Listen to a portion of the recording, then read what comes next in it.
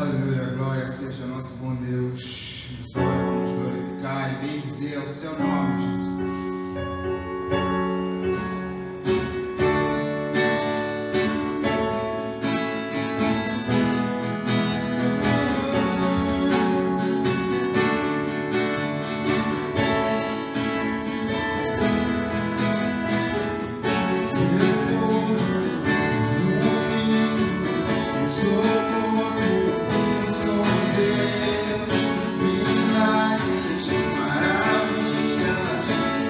Glória.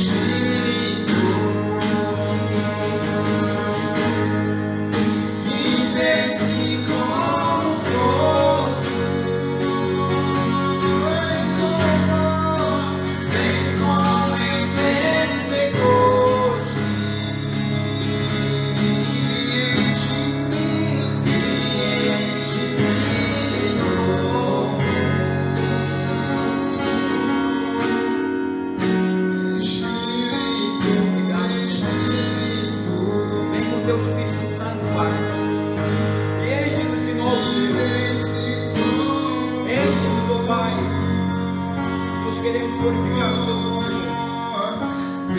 Enche-nos, ó Senhor, com teu Espírito Santo, para que possamos ter cada vez mais e mais confiança no seu nome, confiança no seu poder, Senhor. Oh, Santo Deus. Espírito Santo, Espírito, Espírito,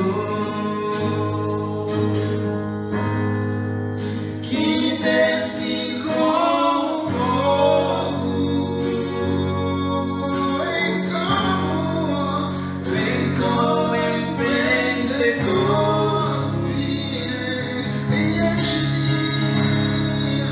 e enche-me de novo. Espírito, Glorificamos o seu nome, Jesus.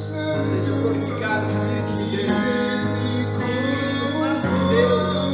Glorificamos o seu nome. vem como em Pentecostes,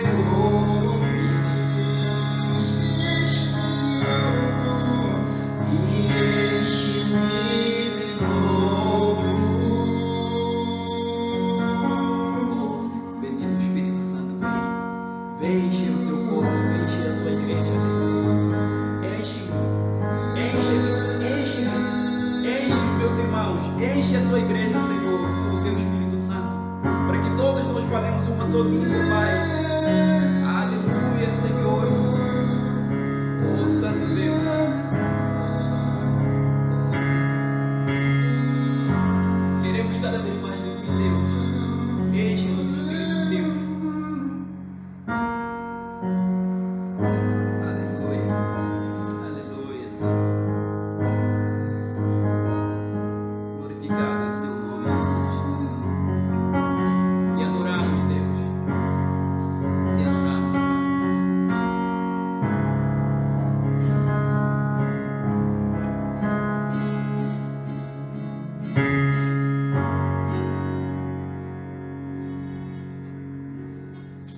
Amém. Amém.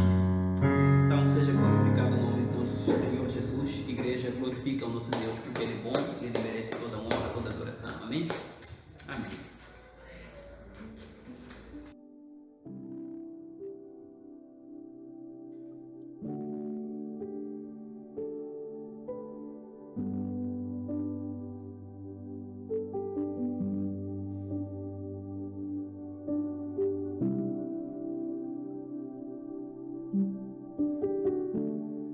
Amém?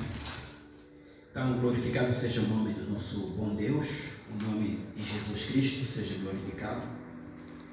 E vamos hoje a mais uma palavra no Evangelho, e sabemos nós que o Evangelho significa boa nova.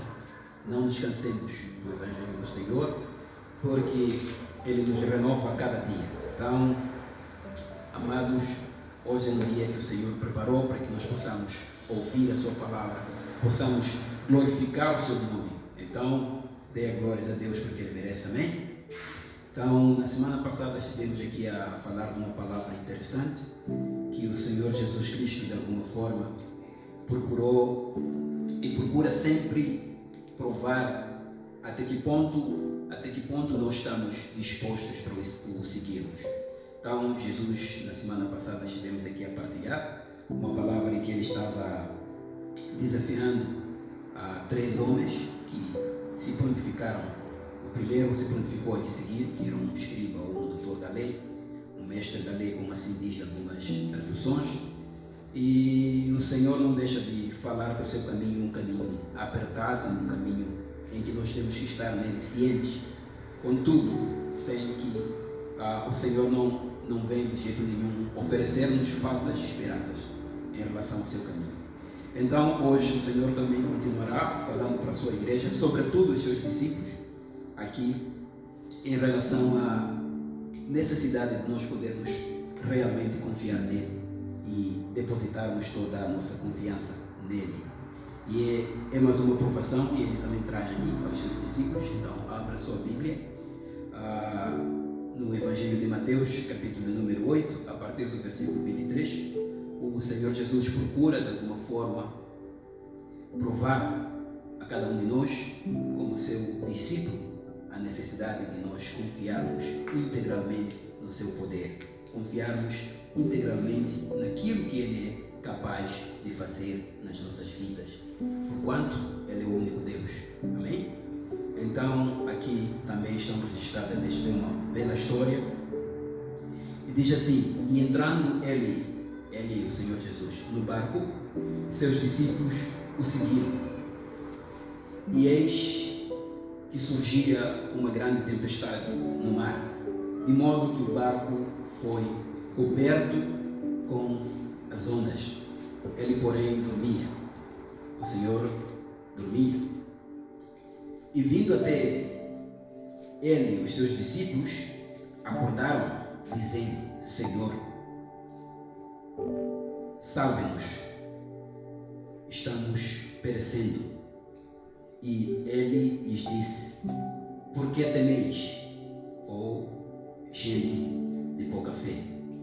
Então, levantando-se, repreendeu os ventos e o mar, e fez uma grande bonança.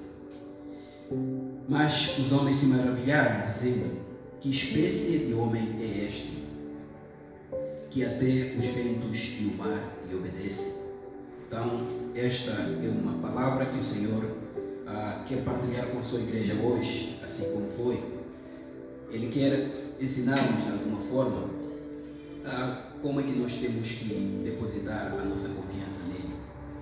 As provações, elas são boas, como podemos ver, elas servem para nos refinar, para que nós possamos realmente confirmar se aquilo que nós dissemos realmente é isso ou não, porque podemos dizer algo com a nossa boca, mas que o nosso coração não testifica quando vem as provações.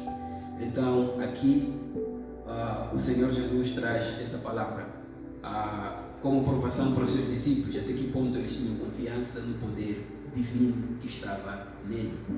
Então, e os discípulos, incrível que pareça, eles falharam, não é? Falharam. É interessante como essa palavra aqui veio para nos ensinar deste modo. Então, e eis que surgia uma grande tempestade no mar, de modo que o barco ficou ou foi encoberto pelas ondas, e ele dormia. Já dá para imaginar como é que é o mover do mar furioso, com ventos e tempestade, e você apenas num barco, e um barco não de construção moderna, que nem os barcos que nós vemos hoje. Nós estamos falando do barco dos nossos tempos, nós estamos falando, para quem já teve experiência com canoa, sabe muito bem aproximar a isto que está sendo relatado aqui neste texto. Se tu já alguma vez tivesse uma experiência de subir em uma canoa ou em um barco com uma vela, simplesmente que depende do vento para que possa se mover, dá para imaginar no tempo de Cristo, ainda a revolução industrial que conhecemos não tinha sido inventada, não tinha surgido, não haviam motores para que pudessem mover os barcos. Aqui, todo barco, obviamente, dependia apenas da força do vento para que possa se mover. E diz aqui, e surgiu uma grande tempestade no mar, de modo que o barco foi encoberto pelas ondas. Vamos ver, o mar tão enfurecido. Se um dia você já teve o privilégio de passar perto do mar, na marginal, e ver como é que o mar fica quando está enfurecido, então você, se calhar, tenha uma grande imagem de como é que era o sofrimento, como é que era o medo, o terror que esses discípulos passaram por conta deste vendaval que surgiu no mar. Todavia, alguns dos discípulos do Senhor aqui, se não a maior parte deles, eram pescadores. Estavam, de certa forma, acostumados com tempestades, acostumados com vendavais no mar. Mas, entretanto, diz que aqui a tempestade era tanta que eles temeram. Temeram ao ponto que foram gritando, nesse caso aqui, como diz a palavra, e vindo eles e os seus discípulos, se calhar eles fizeram alguma coisa, se é que o mar estava agitado e a água ia entrando para o barco, se calhar eles tentaram de alguma forma tirar a água que entrava por lá, mas chegou um momento em que eles já não podiam mais conter. Por isso, aqui diz que o Senhor dormia. E se dormia, é porque não surgiu a tempestade e Jesus despertou. Jesus, mesmo na tal tempestade, ele continuou dormindo. Os discípulos apavorados, com medo, e só depois de tanto fazerem aquilo que poderiam fazer de acordo com o seu alcance, eles decidem gritar pelo socorro das suas vidas, porque eles estavam em perigo. Porque diz aqui: e vindo os seus discípulos, acordaram, dizendo: Senhor, salve-nos, estamos perecendo. É incrível que Lucas e Marcos trazem uma abordagem, sobretudo o Evangelho de Marcos. Diz aqui: não te importas que nós pereçamos, como sendo uma cobrança que os discípulos fizeram para Jesus. Acordaram de forma a compelirem para que ele pudesse atender essa manifestação da sua alma. Senhor, não te importa que nós perecemos? Não te importa que nós morramos? Pelo grito da aflição, eles assim se manifestaram. É engraçado que aqui é uma... Salve-nos, dizem os seus discípulos. Não se importas que nós perecemos? Como se estivessem aqui a dizer: ó Senhor, sendo você poderoso, e mesmo assim nós passando por uma grande tribulação, não te importa? Isso não te interessa que nós possamos morrer? Não te incomoda isso? Não é? Veja aqui como sendo filhos reclamando diante do seu pai: Senhor, pai, não te importas que eu morra fome? Eu estou aqui com fome, por exemplo. Os discípulos aqui, nesse caso mais grave, estavam com medo, e muito medo, não é? Muito medo. E disseram assim: salve-nos. E Marcos ali acrescenta: não te importa, Senhor, que moramos? Não te importa que pereçamos? Mas é engraçado, o que eles fizeram não é nada extraordinário. Não é nada extraordinário. É o esperado. Quando eu e você estamos passando por alguma tribulação, e se nós somos discípulos do Senhor, nós confiamos no Senhor, e a única coisa que nós podemos fazer é, mediante uma tribulação, uma tempestade, uma angústia, alguma coisa que vem para nos tirar a vida, é clamar socorro ao nosso bom Deus. Lógico, até aqui, tudo lindo. Mas é interessante que o que eles fizeram foi clamar ao Senhor para as suas vidas. Mas, atento aqui para a resposta do Senhor. E ele disse: por que temeis? Na minha tradução, provavelmente você tem uma outra tradução NVI que diz: por que é que estão com tanto medo? Não é? Por que é que estão com tanto medo? Por que é que temeis tanto? Em algumas outras traduções. Aqui tem alguma particularidade. Jesus, quando acorda, ele não diz apenas para os discípulos que eles tinham medo, porque é natural que, como homens, estando numa situação de vida ou morte, nós tenhamos medo. A questão não foi medo, foi por que é que tendes tanto medo. Aqui vemos o medo além do limite, não é? Ou gente de pouca fé. Jesus acorda e ele diz para os discípulos que eles estavam com tanto medo por conta da sua pequena fé. Então, é engraçado. Eu, ao ler esse texto, e sempre que leio, me pergunto: o que foi que os discípulos fizeram de tão errado para que Jesus pudesse, ao levantar do sono, poder repreendê-los? Talvez você se pergunte: o que é que eu fiz? Por que é que, em algum momento, eu me cheguei diante do Senhor e supliquei por alguma coisa e Ele, se calhar, me respondeu repreendendo? Por quê? Então, os discípulos também aqui, eles, na beira da morte, clamando pela sua vida, o Senhor, quando se levanta, Ele repreende-os. Porque é o que a Bíblia diz aqui. E levantando-se, não é? E disse: por que tendes tanto medo, ó gente de pouca fé?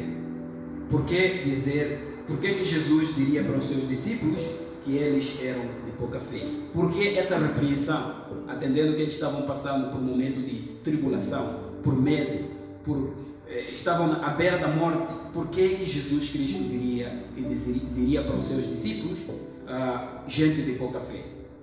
Então, é interessante aqui analisarmos até que ponto Jesus chama os seus discípulos para voltarem para outra margem. Não é? Eles estavam numa margem, foram para outra margem, fizeram o que iam fazendo, e aqui Jesus pede para que eles possam voltar.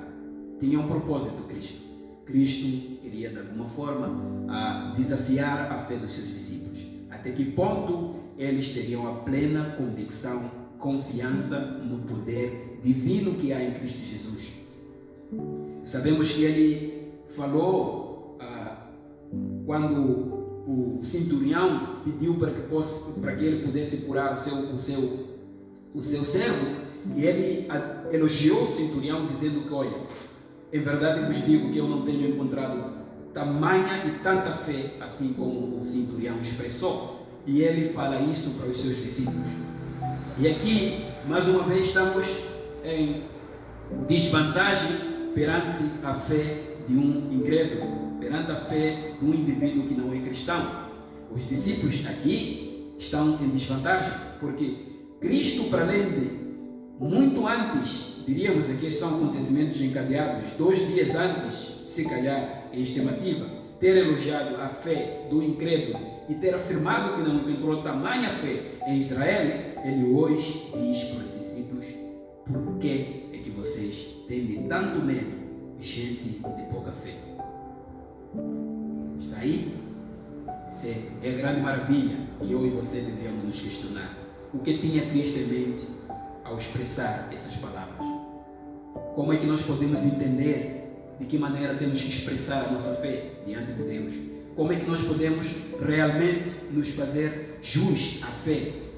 Estarmos diante de Cristo e a nossa fé de alguma forma maravilhar a Cristo? Como? Esta tentação o Senhor traz, essa aprovação o Senhor traz na vida dos seus discípulos para que possa nos fazer perceber que importa que nós possamos ter e aumentar a nossa convicção de fé no poder de Cristo. Então, nós juntos podemos começar analisando ao ponto de Cristo ter dito para os seus discípulos: gente de pouca fé. Por que vocês são de pouca fé? Nós podemos aqui parar e pensar um pouco no que é que aconteceu com os discípulos de Cristo. E a questão que eu poderia colocar para que você pudesse refletir, que é a mesma e mais provável que Cristo tenha em mente, é o seguinte: Cristo, tendo o poder divino nele, ele é a expressão exata da plenitude do poder de Deus. Cristo Jesus. Agora, se Cristo estava num sono, dormindo, isto retira de Cristo o poder de Deus?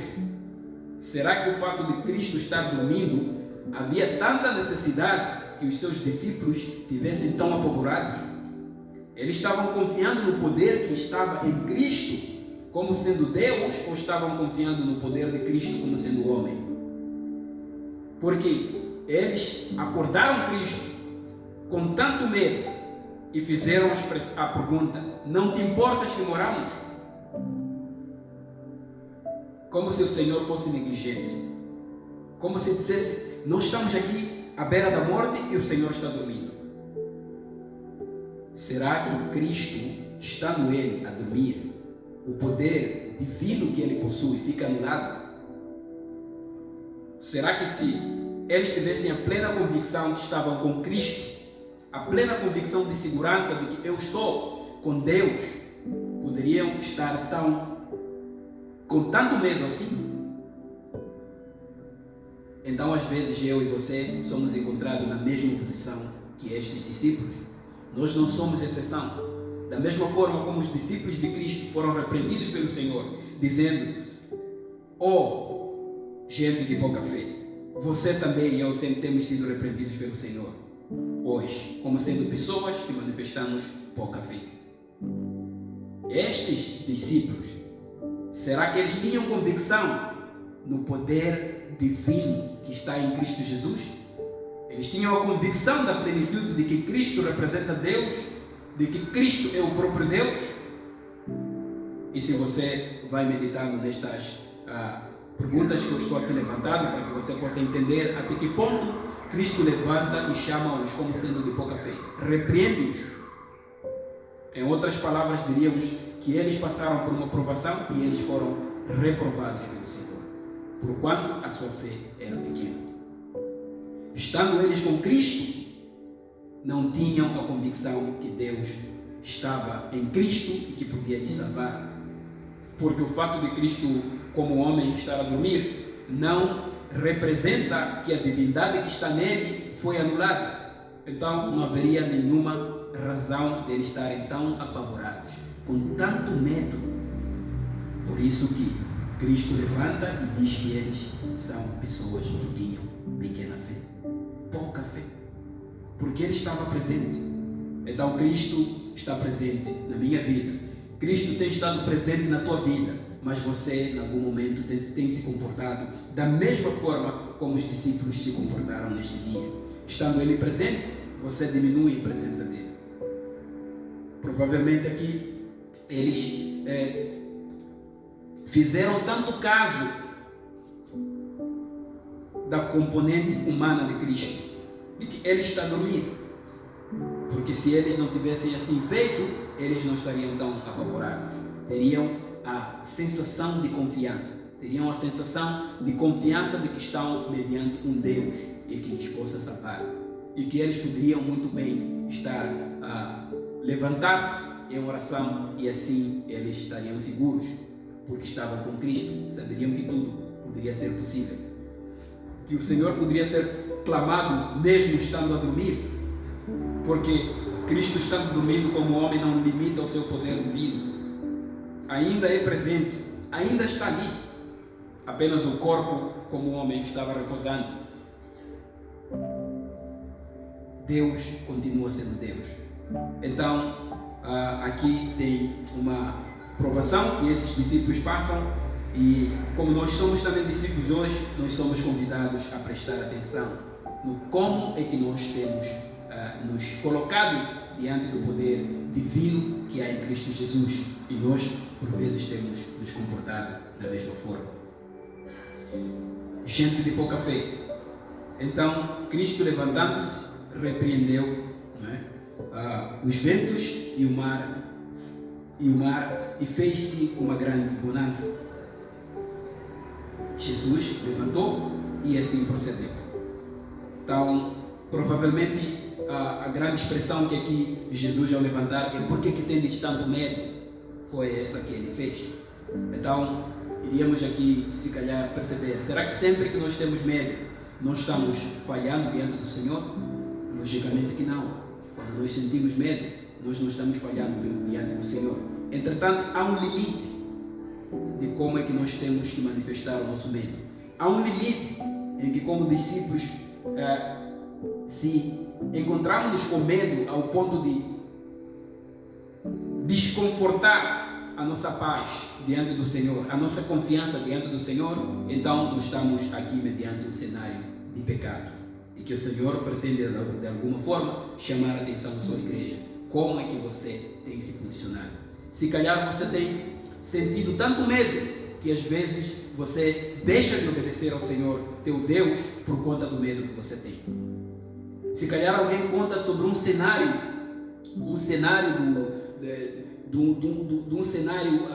desses nossos africanos aqui, de feitiçaria de um lado para o outro, de questões como pactos que são feitos em algumas regiões aqui em Moçambique. Tem alguns pactos que se fazem, só fala sobretudo naquela região das pessoas da tribo Sena. Eles têm alguns pactos meio esquisitos, não que os outros não tenham, que falam de um nome que, se bem me recordo, um fugua, uma coisa parecida a essa, que é possível que uma certa pessoa, não se agradando com o outro, manifeste algum tipo de maldição e que toda a sua família possa ser dizimada. Entre outros tipos de coisas que acontecem, você, na sua família, se calhar passa por algum cenário que é preciso que você passe por alguma cerimônia. Eu já esteve num cenário parecido, quando o meu pai faleceu, aqui em primeira pessoa.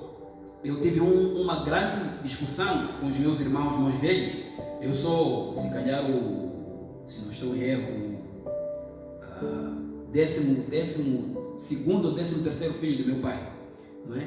E assim que meu pai morreu, eu na altura esteve distante, não estava na minha terra natal, em Quelimane, eu estava em Maputo, estava a estudar na altura, era estudante, e chegado ao final do ano, fui para lá para gozar as férias. Chego lá e, na maior naturalidade, obviamente iria visitar os meus irmãos. E quando eu chego na casa da minha irmã mais velha, há uma coisa que aconteceu de interessante. Ela disse que, olha, não tinha que ter contato comigo por quanto eu precisava de consumir ou aplicar algum medicamento tradicional que todos os filhos do meu pai tiveram que passar por este ritual por conta da morte dele, e que só assim eles poderiam conviver um com o outro. Senão, de alguma forma, aquele que fosse negligente, ele podia ter a sua vida cauterizada. Em outras palavras, eles não se responsabilizavam do que queria acontecer comigo caso eu não obedecesse aquilo que era as cerimônias que a família fez. E eu disse para minha irmã, na altura, olha, eu continuarei sendo vosso irmão. Entretanto, se vocês não querem ter convívio comigo, não querem pisar na minha casa, este não é meu problema. Entretanto, eu tenho vontade sim de me relacionar convosco. A minha irmã recusou naquele dia que me desse até água para beber, mas eu insistentemente lhe confrontei e eu pedi para que ela pudesse me dar. E ela serviu-me alguma coisa para comer, mas ela ficou extremamente triste porque não sabia o que queria acontecer comigo. Então, houveram várias coisas que foram ditas de tal maneira que eu pudesse estar atormentado ou amedrontado daquilo que iria acontecer. Mas aí está, eu confiando no Senhor, eu disse que eu mesmo assim eu iria comer sem ter que passar por aquele ritual, sem ter que me esfregar nenhum tipo de medicamento no corpo e nem nada. Assim foi. E até hoje há uma coisa interessante. Por causa desse desafio, eles já sabem qual é a minha posição diante desses rituais. Então o Senhor por vezes pode fazer-te passar por esse tipo de coisas e você sentir-se tão aterrorizado ao ponto de você tirar a sua paz, aquilo que seria a sua confiança no Senhor, e você se sujeitar a essas coisas por conta do medo, do tamanho medo, fora daquilo que deveria ser. Por outro lado, o medo em si, o medo que nós temos de se calhar perder os nossos familiares, os nossos entes queridos, algumas pessoas que estão à nossa volta, aqueles que nós amamos, o medo que nós temos de alguma forma perder se calhar o nosso emprego, ou se estamos fazendo alguma coisa de interessante que sabemos que a nossa vida de provisão financeira depende disso, nós se calhar sentamos algum medo. Mas este medo, quando nós temos a convicção plena que tudo que nós temos, tudo aquilo que nós temos, tudo aquilo que é a fonte da nossa provisão vem do Senhor, então este medo fica resolvido no Senhor. Caso contrário, torna-se um problema diante de Deus Todo-Poderoso. E aí, quando você não confia no Senhor, provavelmente você esteja aqui na condição desses discípulos que foram aqui provados pelo Senhor. Até que ponto eles confiavam? Até que ponto eles tinham total convicção no poder de Cristo Jesus? Então, você pode se encontrar num medo tão que transcende aquilo que é a paz que o Senhor te coloca no seu coração. Você abandona a sua segurança que você teria em Cristo Jesus por conta do medo. Então, quando você se encontrar nessa situação, ou se você está passando por situações semelhantes, saiba que você está pecando contra o Senhor. Você está, de alguma forma, manifestando uma fé tão pobre, mas tão pequena, que para o Senhor você já sabe o que Ele diria. Você não tem convicção nele. Você tem mais medo do que confiança no Senhor. E você se sujeita por coisas que não deverias te sujeitar. Em outras palavras, você fica mendigando pela vida, enquanto o Senhor vem para que nós possamos ter vida e vida em abundância. E esta vida em abundância não significa quantidade de bens que você possa possuir, mas sim total convicção e segurança que nós possamos ter no Senhor. Como uma vez dissemos, se o Senhor se agradar que você tenha abundância de bens, Ele poderá fazer. Mas a vida em abundância não significa vida de abundância material. Pode ser, em alguns casos especiais, mas não como uma regra genérica. Entretanto, o Senhor aqui vem e, de alguma forma, desafia-nos na qualidade de discípulos. Quando nós passamos por algumas provações dele, como é que nós temos que nos comportar? Como é que nós temos que depositar a nossa confiança nele? Por acaso você pode estar a passar por alguma coisa, eu não sei o que você esteja a passar, mas pode ser que você pense que o que você está passando na sua vida seja uma provação terrível, que não, Senhor, até aqui eu não posso, eu aqui vou corromper, eu já não posso mais. Você está simplesmente se enganando. Confie e continue confiando no poder que há em Cristo Jesus, porque Ele é o único a quem devemos confiar. Se assim nos dissemos discípulos, então nós devemos nos deleitar diante dele e confiar nele. Então o Senhor aqui disse: por que temeis, gente de pouca fé? Então levantou-se e ele repreendeu os ventos e o mar e fez uma grande bonança. É engraçado que o mar e nem o vento, eles não têm sentimentos, desculpa, como você que ouve. Você ouve e pode seguir alguma instrução. Ele repreendeu o mar e os ventos, e tanto o vento assim como o mar obedeceram à voz do Senhor. O que isso quer dizer? Uma demonstração perfeita do seu poder divino. Ninguém mais já fez tal coisa por si. Aqui não diz que Jesus Cristo levantou para os céus e disse: Deus Todo-Poderoso que estás nos céus, acalme o mar, pare o vento. Não foi isso que aconteceu. O Senhor apenas repreendeu o mar, repreendeu os ventos, e assim os ventos o obedeceram, querendo confirmar a grandeza do seu poder sobre todas as coisas, sobre até elementos inanimados, elementos que não têm sentimento algum, ouvem a voz de Deus. E este Deus é Deus Jesus Cristo, este Deus maravilhoso que nós temos. E se você procurar confiar nele, você estará seguro. Ele disse: daqui a pouco eu vou para o Pai, daqui a pouco o mundo não me verá mais. Assim ele expressou. Mas há uma coisa interessante que ele disse: porque o mundo não me conhece, não me poderá ver, mas vocês sim poderão estar comigo para sempre. Vocês poderão me ver. Querendo dizer que ele coloca uma marca distintiva entre as pessoas que habitam no mundo versus seus discípulos. Como discípulos, nós temos que ter a convicção plena do poder de Cristo Jesus, que mesmo ele tendo subido aos céus, há uma coisa interessante que ele disse que eis que estarei convosco até a consumação dos séculos. O que isso quer dizer? Ele não é limitado pelo espaço. Ele não é limitado. Ele está em todos os sítios. E se ele prometeu que estaria conosco até a consumação dos séculos, é porque assim será. Se ele disse aqui para os seus discípulos: aqui, vamos para outra margem. E se ele disse: vamos para o outro lado do mar, então os discípulos iriam chegar no outro lado do mar, salvos. Não haveria tempestade alguma.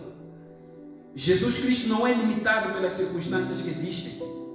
Não existe nenhum tipo de poder que possa limitar a Cristo Jesus. Não há. Não há morte. Não existe inimigo algum que possa chegar ao pé de Cristo e intimidar a Cristo. E se nós estamos com Cristo, estamos convictos de que Ele assim protegerá-nos, irá nos proteger. E os discípulos estavam aqui com Cristo neste dia. Não há nada que viria para eles que pudesse desconfortar. Porém, Jesus fez surgir essa situação para que pudesse provar até que ponto eles teriam convicção na fé do poder que está nele. E ele faz aqui uma demonstração. E as pessoas que estavam com Cristo neste dia, diz aqui a palavra: e os homens se maravilharam, dizendo: que espécie de homem é este? Você também poderia se maravilhar com Cristo. Que espécie de homem é Cristo, que até os ventos e o mar lhe obedecem, porquanto nunca se viu tal coisa. Eles estavam maravilhados. Se calhar você não se maravilha com isso, mas até os elementos que não têm sentimento, inanimados, obedecem ao comando de Deus. O que quer dizer que, para que o Senhor possa libertá-los dos sofrimentos, para que o Senhor possa acabar com todo tipo de sofrimento, todo tipo de guerra, todo tipo de sofrimento que existe. É uma questão da sua palavra, é uma questão de tempo. Ele não é limitado em poder, apenas as coisas se cumprem dentro do seu tempo. Cristo já prometeu que Ele iria acabar com todo o sofrimento do mundo, iria acabar com o pranto, com o choro, com o luto, com todo tipo de sofrimento que nós sentimos.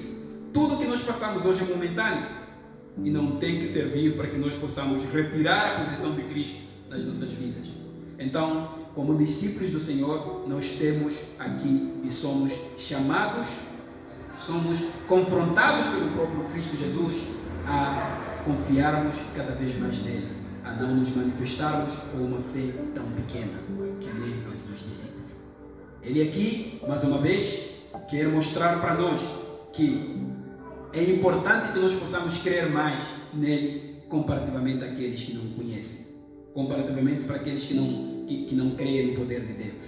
Então, nós somos confrontados como discípulos para que possamos acreditar no poder que está em Cristo Jesus como sendo Deus.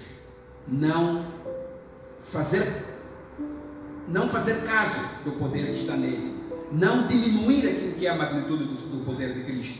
Então, somos convidados para isso. Então, eu queria partilhar essa palavra contigo e você que está escutando esta palavra de Cristo e que ainda não começou a viver a sua vida para glorificar a este Deus Todo-Poderoso que é Cristo Jesus, eu queria fazer-te um convite especial para que você, a partir de hoje, passasse sim a viver a sua vida na convicção de fé no Filho de Deus, no Filho unigênito de Deus, que é Jesus Cristo, e só assim você teria a vida eterna, porque a única forma, diz assim no livro de Atos, não existe nenhum nome debaixo dos céus pelo qual devemos ser salvos, a não ser o nome de Cristo. Não há. Estevão expressou essas palavras. Não há nenhum nome debaixo dos céus pelo qual devemos ser salvos, a não ser ao nome de Cristo. Eu e você só seremos salvos se nós confessarmos ao nome de Cristo Jesus. Se nós confessarmos que Jesus Cristo é Rei, Jesus Cristo tem o controle sobre a nossa vida, se nós o convidarmos para Ele tomar o controle da nossa vida, então nós seremos salvos.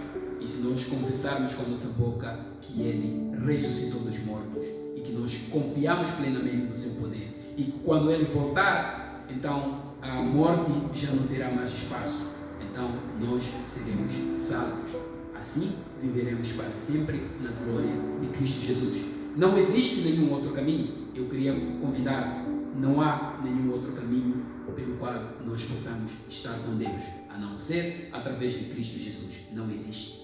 E se você pensa que existem outros caminhos, se você pensa que através de Maomé, através de Buda, através de muitos outros, como Allan Kardec, para os que conhecem, e muitos outros, você está enganado. Não há nenhum outro caminho.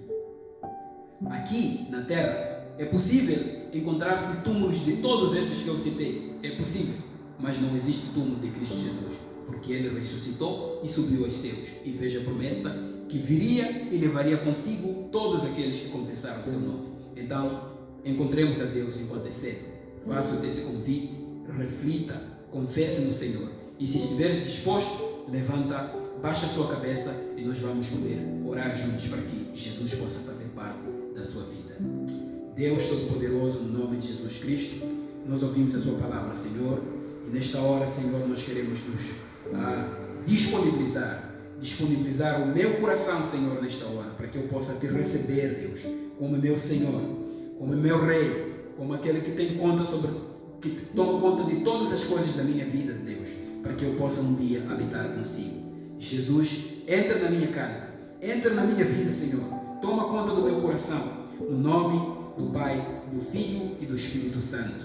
Eu quero te receber, Senhor. Amém. Amém. Então, se você fez essa oração com fé, então tenha convicção que o Senhor é contigo e que a partir de hoje Ele poderá trazer desafios na sua vida para que você possa realmente fazer caso da oração que você fez, se foi com total convicção de coração em relação a isso. Então, muito obrigado e continuação do último domingo, que o Senhor seja conosco.